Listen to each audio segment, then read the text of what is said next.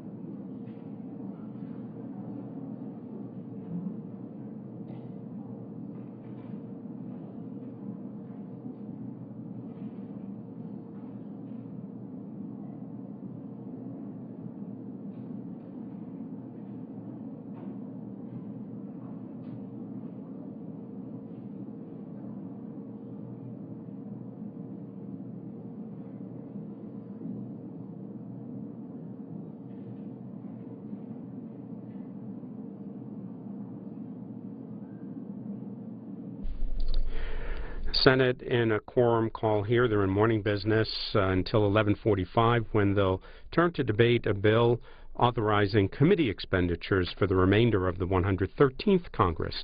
At 12:15, they'll vote on an amendment offered by Kentucky Senator Rand Paul to strike funding authority to the National Security Working Group. Following that vote, they'll recess for their weekly party lunches until 2:15. While the Senate's in this quorum call, we'll show you some of this morning's Washington Journal report released last month by Bloomberg Government analyzed how impending cuts to defense spending, whether through sequestration or multi-year spending caps, will likely hit congressional districts. This is from this morning's Washington Journal. Robert Levinson, senior defense analyst with Bloomberg Government, out with a new report looking at defense contract spending by congressional district. Just first of all, because this report focuses solely on defense contract spending, how do you define that? What is it? That's right, Greta. That's the money that the Department of Defense spends on basically goods and services. It's about evenly divided, actually, between goods and services, and it's somewhere around $315 billion a year. Okay, so how did you gather this data? Well, we at Bloomberg Government, they use the acronym ICE, initiated a precipitous action to reduce the population of illegal aliens detained by the U.S. government for, they said, budgetary reasons. Let me quote ICE spokesperson Gillian Christensen, who stated, and I quote, "As fiscal uncertainty remains over the continuing resolution and the possible sequestration, ICE has reviewed its detained population to ensure detention levels stay within ICE's current budget." So the result was a release of a significant number, higher number than has been reported, of detained illegal immigrants, and blaming it on the sequester's imminent budget cuts last week, when it appears ICE mismanaged its resources, and that's unacceptable. This was an unnecessary action, and it has the potential to put communities at risk. It is ineffective, inefficient, and irresponsible government. And let's be clear about something else that ICE points to as a reason for this action: fiscal uncertainty. Well, that's what has defined our economy over the past 4 years, fiscal uncertainty, because this government can't get its act together in terms of defining for the American people, whether it's businessmen or women, or whether it's homeowners or anyone else in this country that is looking to Washington to get its act together. At least tell them, what does the future look like?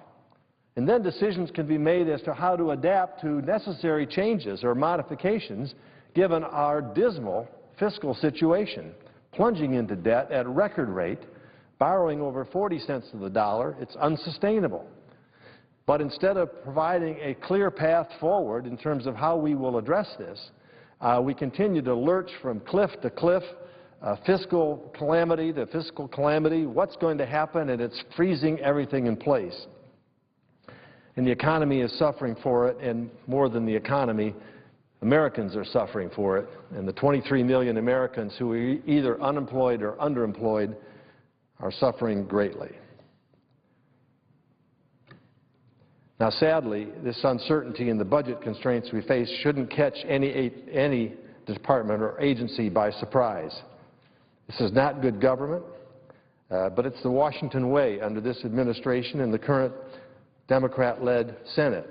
The Department of Homeland Security and ICE have known since September 28, 2012, exactly what level of resources were available for ICE under the current continuing resolution. That is, for those of us who don't understand the jargon that comes out of this place, continuing resolution means a stopgap effort that Congress put in place last September in order to fund this government at the current rate. And that expires March 27th, and we're going to have to do it again for the second 6 months of the year. Instead of putting a budget together, instead of putting something that would give the American people certainty as to how much money we're going to spend, how we're going to spend it, and what effect it would have on the economy. Anyway, ICE has known this since September 28th, as has every agency. The legislation that determines their spending level through March 27th of 2013. So they had plenty of notice. Why then would ICE release detained illegal immigrants a week before the sequester even took place? Why didn't they take proper steps necessary during the 6 months' time they had to evaluate this to manage their resources in a way that it wouldn't require that someone make the decision that they're going to release hundreds, if not thousands, of illegal immigrants? So in an effort to sort out the facts, I've requested that Secretary Napolitano provide in writing more information and answer several questions regarding the release of these individuals from detention. Question number one, what triggered the ICE instruction to the field to reduce the detainee population by this state? Secondly, what is the total number of detainees released between February 22nd, 2013 and February 25th, a 3-day period of time? How many were released? These numbers have been all over the lot, from the low hundreds to well into the thousands. We need to know how many are illegal immigrants are now floating around out there in the United States and under what conditions that was made. We need to know how many of these detainees were released solely due to so-called budgetary reasons.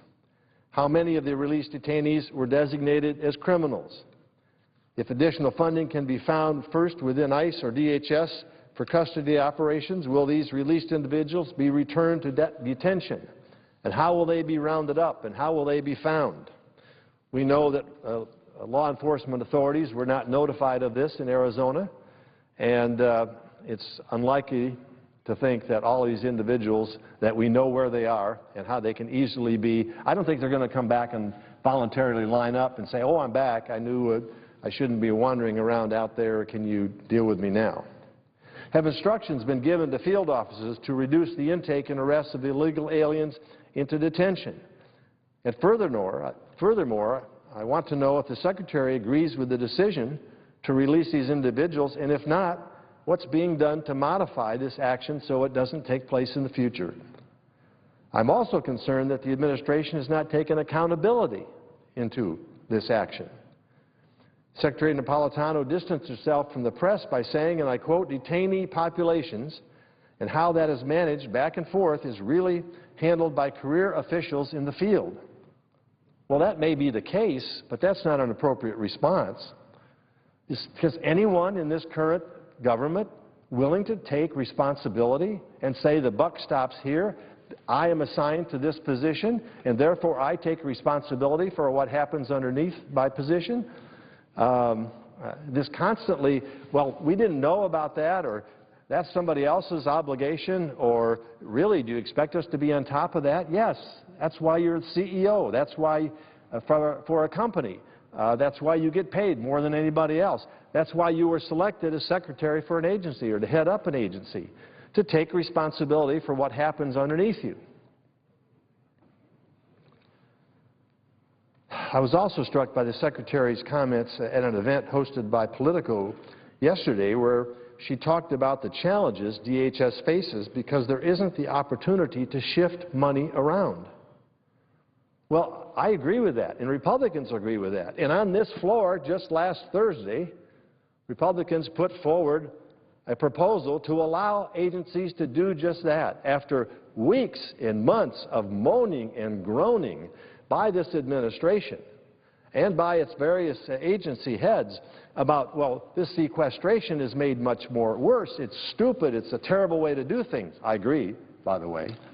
But we need the flexibility to be able to move money from the less efficient or not needed at this time to the essential, so that we wouldn't have to put out statements like you arrive at the airport 4 hours early because we have to cut the TSA agents at the same level as the least function of this particular government. And so we put that proposal before it, and the president, who had been begging for that, simply said, no, we're not going to do it. Quick change of mind. I think it destroyed his political narrative on that. But that proposal was before this Senate body just last week to give those agencies the flexibility to take money from one pot that wasn't needed as much, or we could find efficiencies there, and put it over for traffic controllers, transportation security officials, FDA, Department of Agriculture, meat inspectors, wherever the priorities lie. So to complain about not having flexibility when your own president rejected the proposal given by Republicans to allow that to happen, it just boggles your mind. As I've said many times before, and I'll continue to say it, as department heads come before the Appropriations Committee, I've asked them over the past 2 years, do you have an alternative plan in case the money doesn't continue to flow in from the taxpayer at a rate that allows you every year to increase? Do you have an alternative? Because we're running out of money.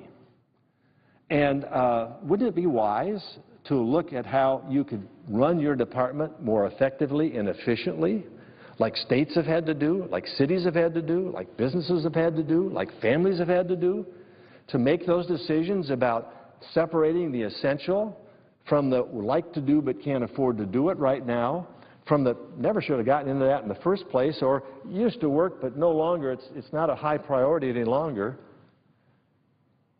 and manage your department in a way that you can become more effective, do more with less.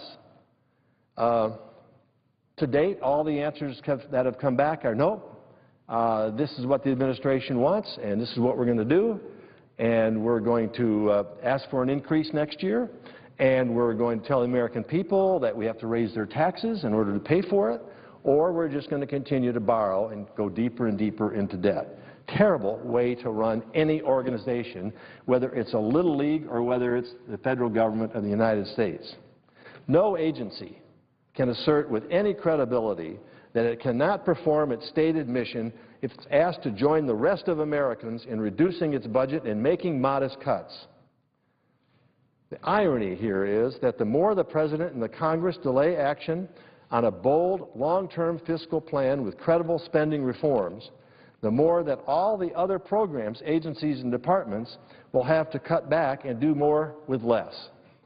So we're just simply pushing the problem down the road for another day, and each time we push it down the road with short-term fixes or no fixes and don't address the real problems here, we're making it ever harder and ever closer to the point where we have to do it, but do it in a more draconian way. So if the Cabinet secretaries want more flexibility with their budgets, I urge them to encourage the President to lead and reform the main problem and address the main problem, which is the runaway mandatory spending that's eating everybody's lunch.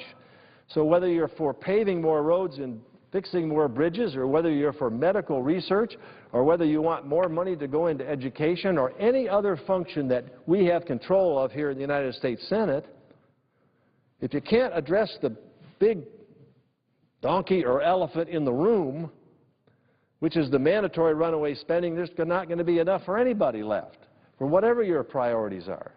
And we've all known that for year after year after year, and yet without leadership from the top, this cannot happen.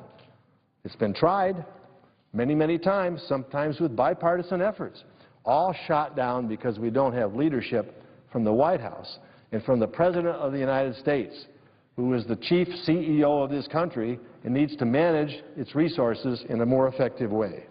Only when we do that will we be able to avoid these constant budget showdowns and short-term stopgap measures that don't solve the problem.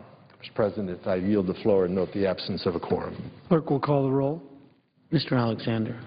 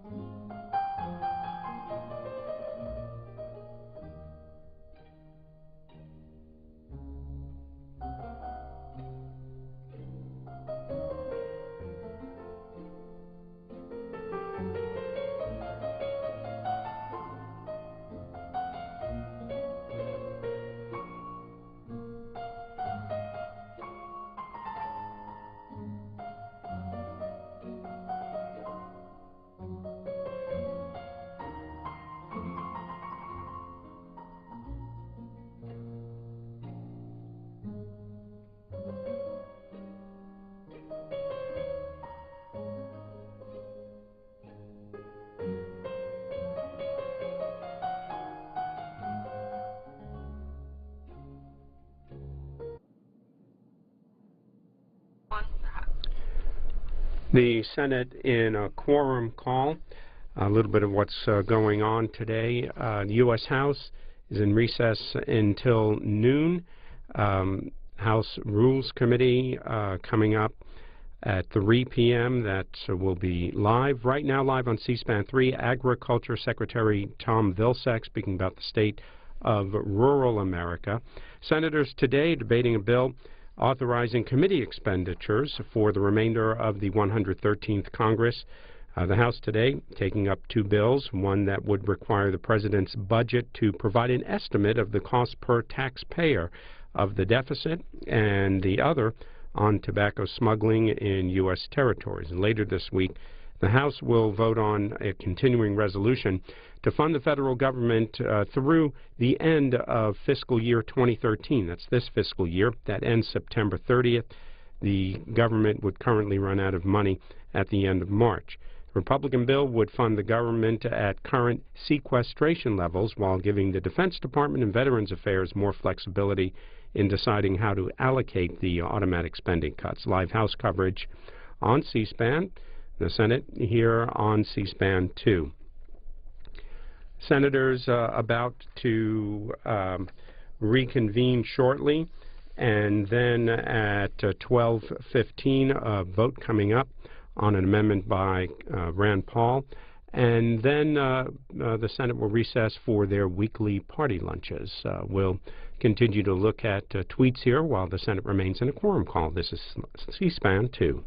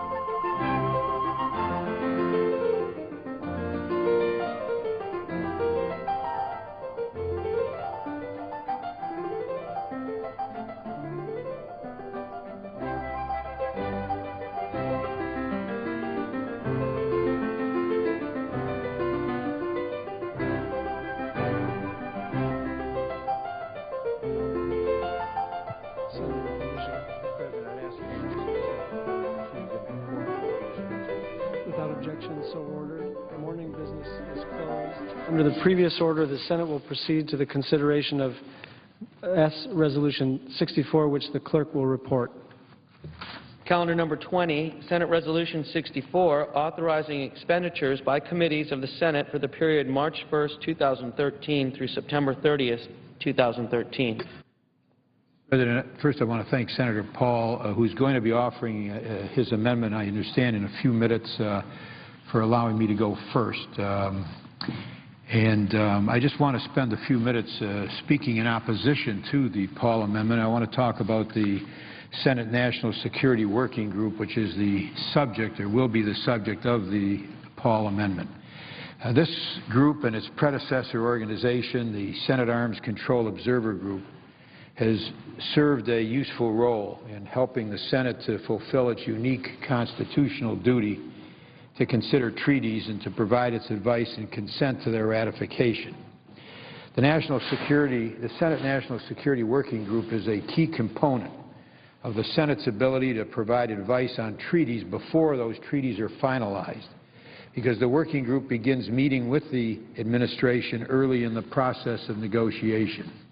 Now, this was the case for the Senate consideration of the New START Treaty a few years ago. The National Security Working Group convened a series of briefings and meetings with the administration, starting at the very beginning of the negotiation process.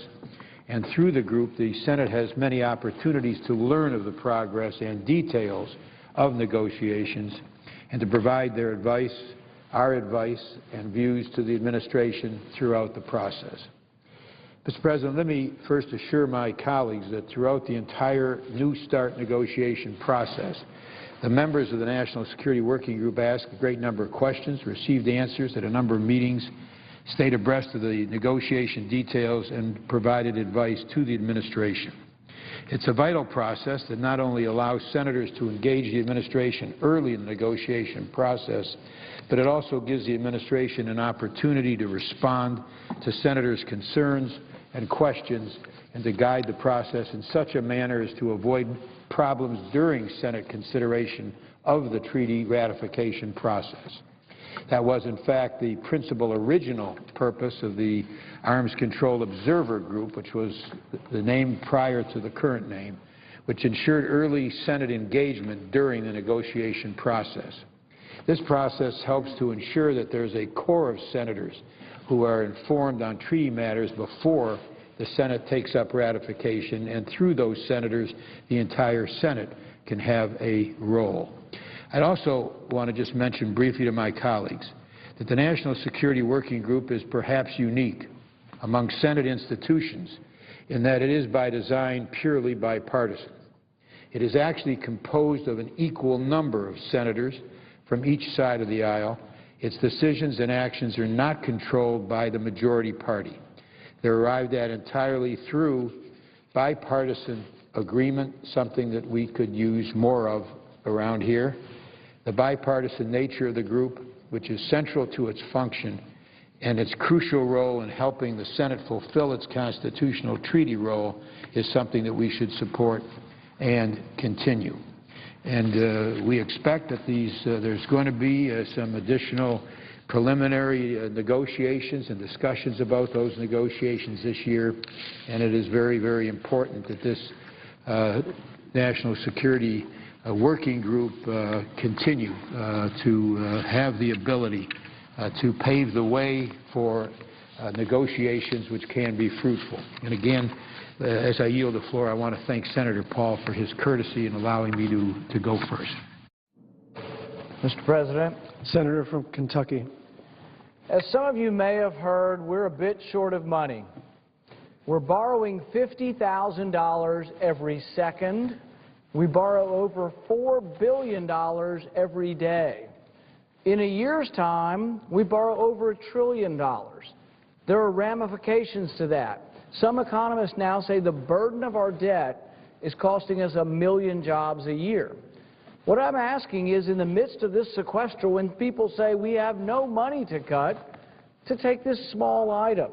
Now, why would I want to cut this small group? A couple of reasons. It's called the National Security Working Group. It's about $2.8 million, not much money in terms of Washington, But why would I want to cut it? Well, the first reason would be there are no records of them meeting. We heard about the START treaty. That was in 2009 when they were last meeting. There are no public records that this group that spends $700,000 a year has met in the last 3 years. There are no public records of who works for the committee. There are no public records of their salaries. Everyone on my staff's name and salary is printed in the public record. Not for this group. Now, they say we need this group to negotiate treaties. Well, we have a group. It's called the Foreign Relations Committee. I'm on the Foreign Relations Committee, and that's where we discuss treaties, or at least we're supposed to. The Foreign Relations Committee has dozens of employees, millions of dollars spent on our committee. It goes through the regular process. Our staff salaries are approved, the names are in the public record, and if you object, you know where to look for the information.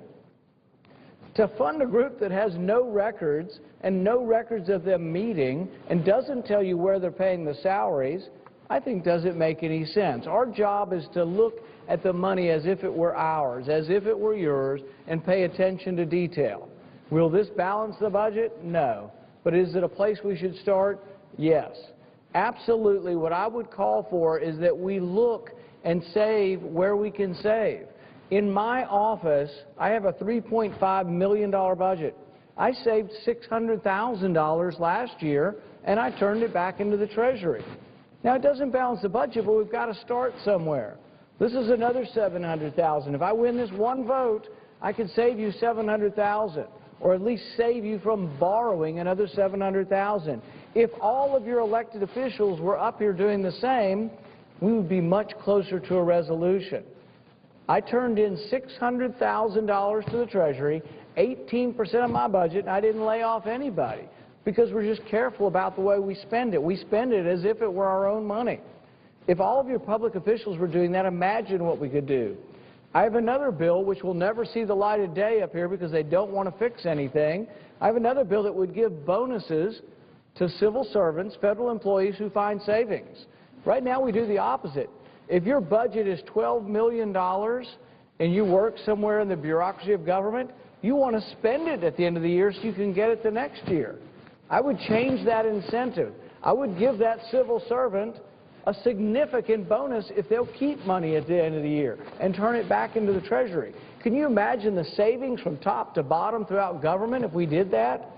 But if we're to do that and to ask civil servants to do that and look for these savings, and right now with the sequester, people are throughout government looking for savings, why shouldn't we start with the Senate? Why would we continue to fund a group where the work they supposedly do is also done officially by another group which has many employees, a large staff, and it is their constitutional mandate of the Foreign Relations Committee to discuss treaties? So while this is a small bit of money, it's symbolic of the need of what needs to go on in this country in order to rectify a problem that is really, truly bankrupting the American people. So, Mr. President, I would like to call up amendment number 25. The clerk will report the amendment. Senator from Kentucky, Mr. Paul, proposes an amendment number 25. On page 31, line 22. I ask that the reading of the amendment be waived. Without objection, so ordered. Under the previous order, there will be 30 minutes of debate equally divided and controlled in the usual form. Mr. President, I ask for the yeas and nays when appropriate. Is there a sufficient second? At the moment, there is not. We'll have to wait.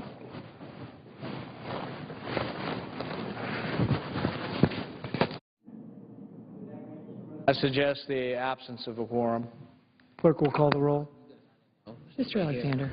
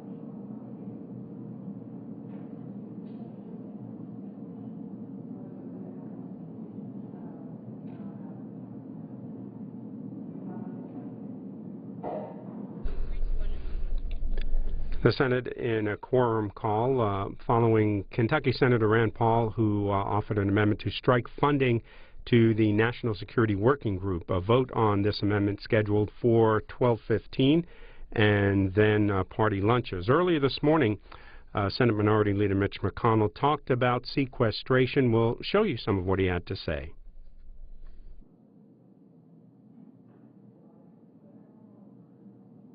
And people sent a divided government to Washington. I know this is not the outcome that President Obama had hoped for. I know he wanted complete control of Washington, just like he had the first 2 years of his presidency. Still, it was surprising to me, and I think to a lot of other people around here, to learn over the weekend that among the first calls the president made after his acceptance speech on Election Day had to do with ginning up another campaign. The president wasn't focused on solving the problems that middle-class families face today, but how to get a Democratic Speaker of the House 2 years down the road. That was the message he sent to top House Democrats. Since then, the president, along with his Washington Democratic allies, has expended enormous amounts of energy to advance that goal, rebooting his political organization, provoking manufactured crises with Congress, engineering show votes in the Senate, and traveling around the country to campaign relentlessly against his opponents. That's why the sequester went into effect in its current form. That's why Washington continues to careen needlessly from crisis to crisis. And that's why we find ourselves in a situation where more than 1,400 days have passed since Senate Democrats last passed a budget. What a sad state of affairs for our country and for the notion of governance in general. Every year, House Republicans have passed budgets that seriously address the transcendent challenge of our time, putting runaway Washington spending and debt on a sustainable path so we can create jobs and grow our economy. Meanwhile, the Democrats have followed the president's lead, focusing on the next campaign to the exclusion of all else. But it's not just Senate Democrats who've been missing in action. The president has been submitting his own budget outline he's been late. The president's been late in submitting his budget outline nearly every year. He's already missed this year's deadline by more than a month. And just last week, we learned the president will submit his budget after the House and Senate have passed their own budgets and have gone home for Passover and Easter. That goes far beyond the pale of just missing deadlines. Look, the American people are tired of the delays and the excuses. It's time for the president to get his budget plan over to us, not next week, not next month, but now. And this time it should be serious. It should root out waste and inefficiency instead of kicking the can further down the road. The budget blueprint he sent us last week was so roundly ridiculed for its fiscal gimmickry and its massive tax hikes that when it came to a vote in the Senate, his own party joined Republicans in voting it down 99-0. That was the president's budget last year, voted down 99-0. In the House, it was rejected unanimously as well.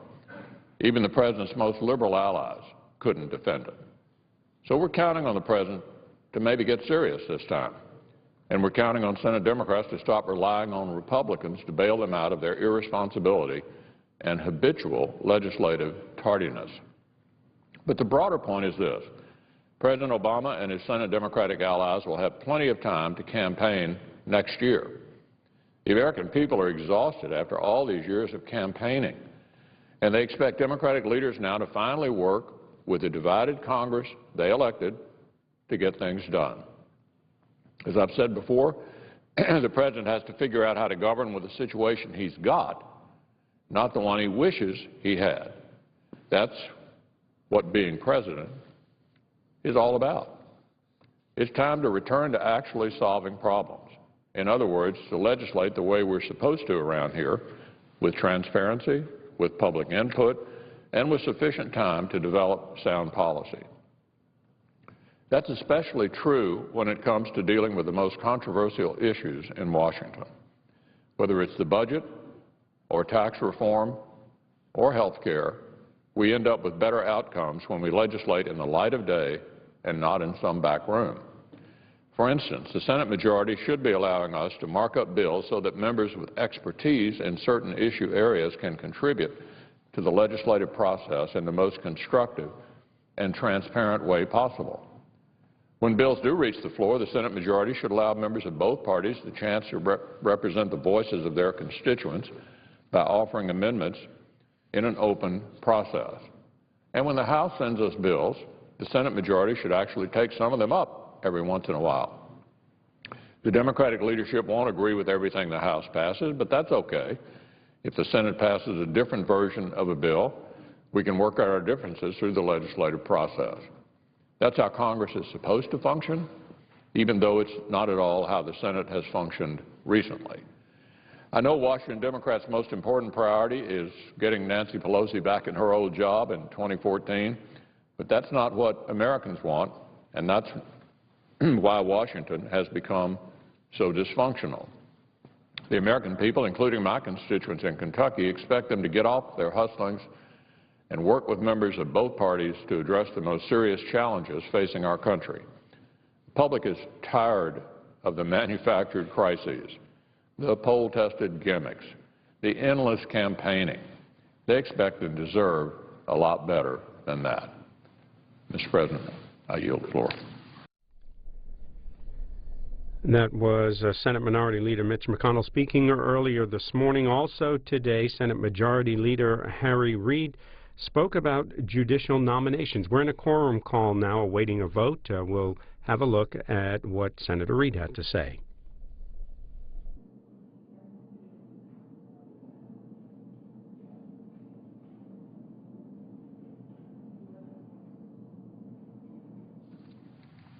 Four-time Prime Minister of Great Britain, William Gladstone, said something we've repeated, all of us, many times.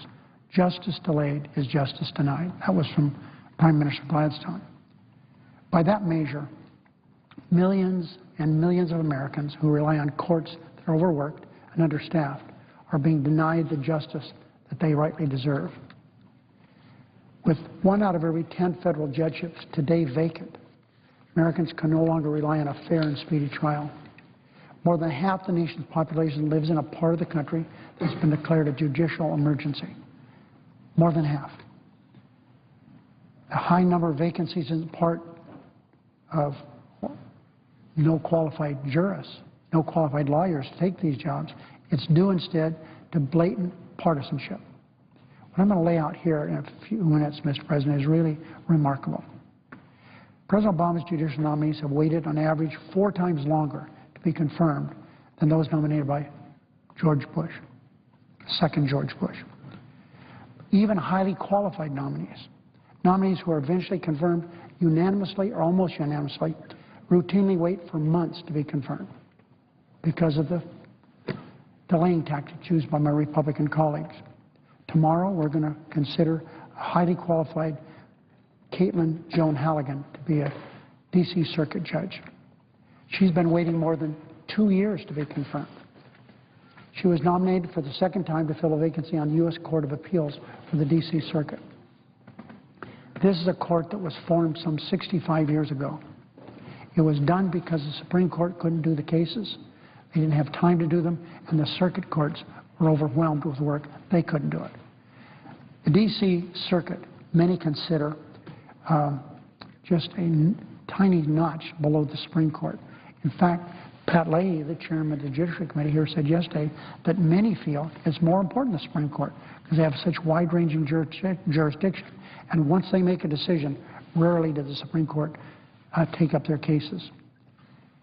They consider complex appeals of federal regulations, among other things, as jurisdictional or vital national security challenges. This is also one of the many courts in crisis across the country. Mr. President, 37% of the D.C. Circuit seats are vacant. There are 4 vacancies now. The last appointment to the D.C. Circuit was made in 2006. It's 2013 today. In the years since, the number of pending cases per judge has grown to almost 200 from a little over 100. When Ms. Halligan was nominated to the D.C. Circuit in 2010, she was nominated to fill one of two vacancies. Many Republicans said they voted against her then because there was no need. D.C. Circuit had enough judges. Now we're 4 short. More than 2 years after she was first turned down, her nomination is again before the Senate. And the D.C. Circuit, I repeat, now has 4 empty seats. Last time the Senate considered Ms. Halligan's nomination, I repeat, some of my Republican colleagues claimed the D.C. Circuit really didn't need any more judges. So they filibustered her confirmation. No one could credibly make that argument today. If my Republican colleagues choose to filibuster her nomination, her confirmation a second time, their naked partisanship is certainly exposed. For example, Patricia Wall, who served on that court for 20 years, 5 years she was the chief judge, she said of the confirmation process, quote, Judge Wall, the constitutional system of nomination and confirmation can work only if there is good faith on the part of both the President and the Senate to move qualified nominees along rather than withholding their consent for judicial political reasons. Mr. President, for example, if someone doesn't want to vote for her, tell them to vote no. Have them vote no. I invite them to vote no. But don't stop her from having an up or down vote here. I was very troubled with Justice Thomas, who was then a circuit court judge. And a decision